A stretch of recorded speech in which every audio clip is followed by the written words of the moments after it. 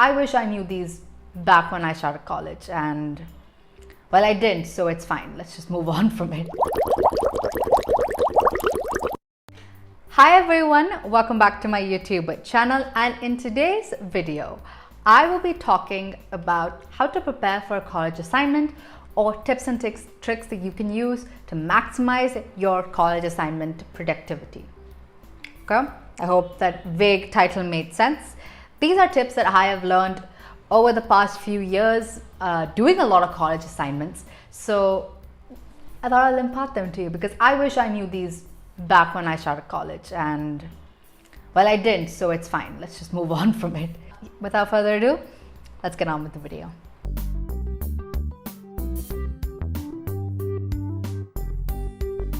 So before I get into the actual tips and tricks, I do want to talk about my personal experience in college and how I literally didn't know anything.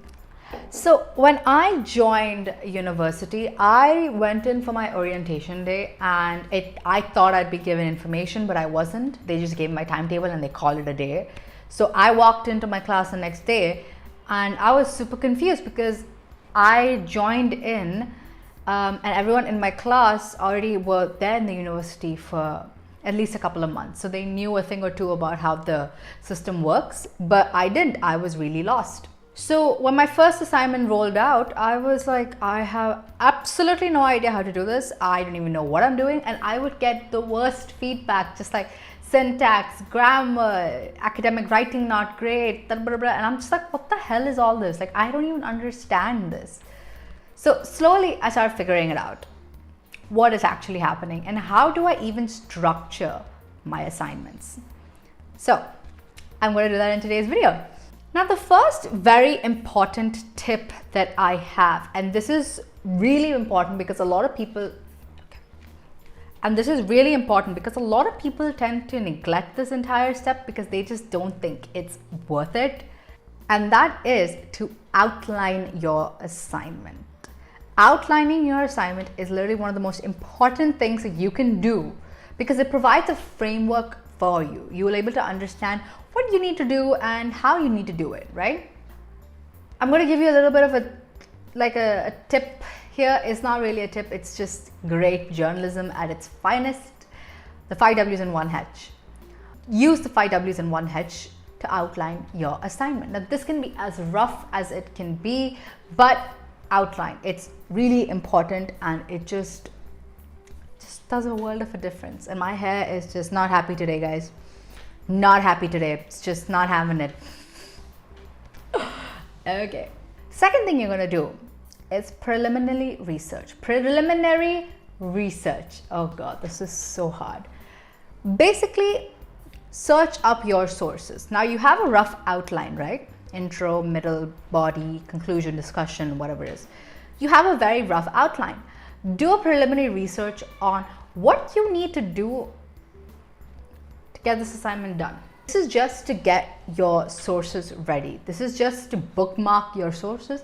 Now, a good tip that I actually got from a professor in Masters is if you want to get the gist of a research paper, read the intro, ROL, and read the discussion. You're just going to get a very good gist of what it is, and you can bookmark it. Now, there is a little hack here, okay, which I will show a screen recording of after this clip, of how to organize your tabs on Google Chrome. Because when you're doing an assignment, you tend to have 50 tabs open at one shot, and sometimes you can just forget about everything in that chaos. But this tab hack will help you organize it a lot better. Check it out. Let's say you have a YouTube link and you probably have like some websites that you want to for entertainment. What you do is add to tab to new group, name the group as entertainment, do that, and then you have a new group, so you add this tab to the groups that need to be entertainment. And now it kind of minimizes like this. Now let's say you have educational tabs. Again, go press new tab, uni work. Let's make it pink. Again, you can do that. it kind of works in a beautiful way because you kind of just do this and do this, do this, and then it'll just work on its own. And it just is the best way to minimize this whole thing. All right, so let's get back to the video.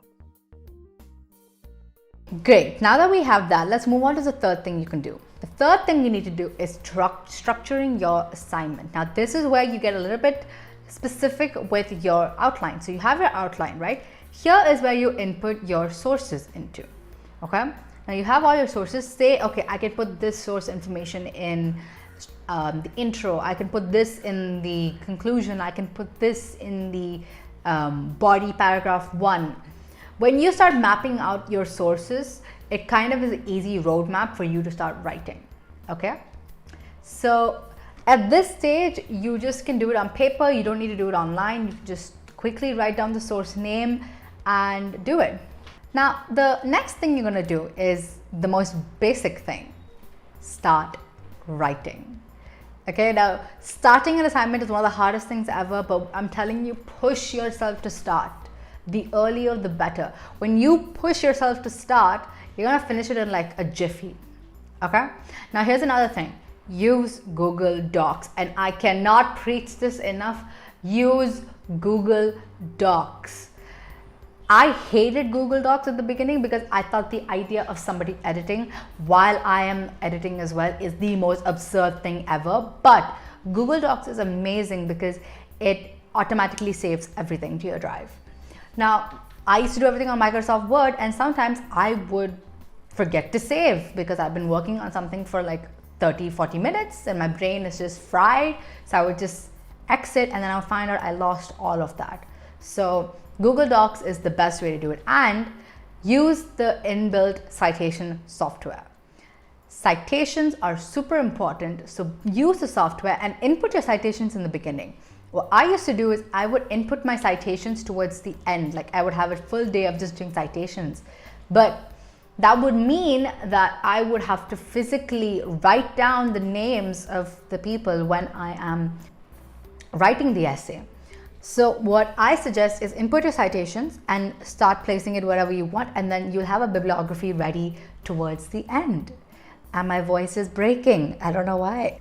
Now the final tip I can give you is edit. Edit, edit, edit. Like, you think you did great, but once you start looking back, you start realizing that some stuff you say and write does not just translate well. I used to write about the word as ABT because on text it's ABT. Okay, so highly suggest you use either a software like Grammarly, ask a friend to edit, which I used to do as well, or edit on your own. But really focus on editing. Spend an entire day on editing, because you also have to look at the flow of the essay. Does it make sense? Is the flow in order? Like, that was the biggest problem for me back in college, is that I would write one point, then I jump to another point. It was just all over the place. It didn't make sense. You need to make sure that the flow is there and that everything is making sense. You know, that's really important as well. And now the final thing I can say before I finish this little small little video is always set a deadline 2 days before the actual deadline. The biggest thing in terms of procrastination is that you think you have enough time. Well, honey, look, you're not gonna have enough time. You need to do it early.